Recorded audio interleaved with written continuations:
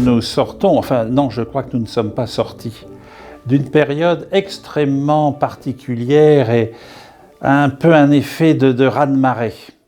À la fois le confinement qui a été vécu plus ou moins bien, le déconfinement qui est aussi vécu plus ou moins bien, et puis cette période, un peu de relâchement on va dire, et puis de reprise avec un tas d'incertitudes. On sent bien que notre pays, même nos communautés, tout ça, on est malade.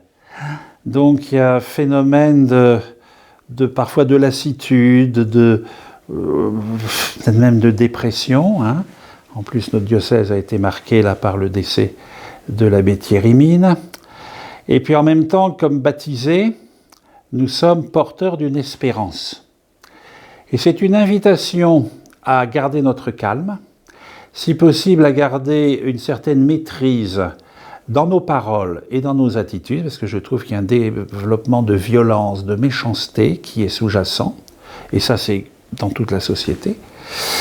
Et puis, le royaume de Dieu est déjà parmi nous, est à l'œuvre. Et donc c'est de demander la grâce à l'Esprit Saint, d'avoir ce discernement pour repérer les signes du royaume.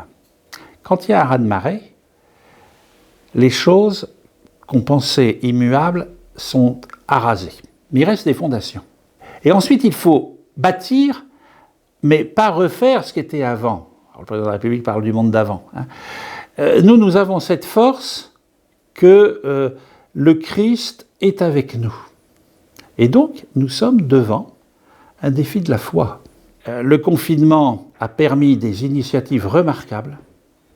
Eh bien, c'est comment, j'avais la réunion la semaine dernière avec les archiprêtres, hein, des choses géniales sont nées.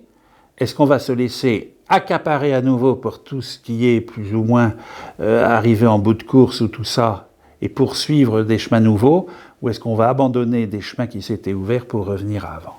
Donc c'est un véritable défi. Donc c'est un appel à l'espérance. Je dirais que pour beaucoup d'entre nous, et à commencer par les prêtres, par l'évêque, nous avons réappris quelque chose de notre humanité.